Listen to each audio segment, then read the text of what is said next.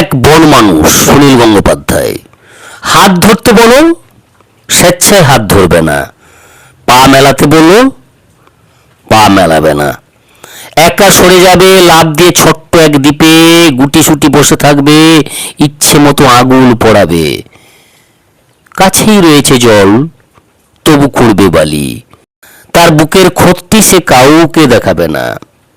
দামামা বাজিয়ে ডেকে আনো, অজস্র দ্বীপের নির্জনতা তছনছ করে ধরে আনো। তখন কথা শুনবে এক তালে, পায়ে পা মিলে গাইবে গান।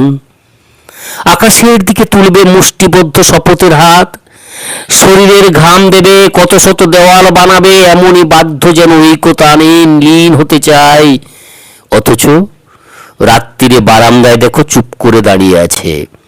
ও সেখানে নেই, হাতের শৃঙ্খলও আর নেই। জেগে উঠছে দ্বীপ, নিজস্ব গাছপালা ঘেরা দ্বীপ, তার মধ্যে এক বন মানুষ। বুকে জন্মক্ষত, চুইয়ে পড়ে রক্ত। স্নেহ নেই, মায়া নেই, সংসার চেনে না। শিরশিরে ব্যথার মতো একাকিত্বে হাত বোলায়। তার সমস্ত বাসনা গুঁড়ো গুঁড়ো হয়ে মিশে যায় বাতাসে। আবার সেই বাতাসি নিঃশ্বাসে টেনে নিয়ে বলে, সে কারুকে চেনে না, তাকে কিছুতেই চেনা যাবে না। এপাশে শিউলি রগা ভোর, ও পাশে করমচা গোধূলি।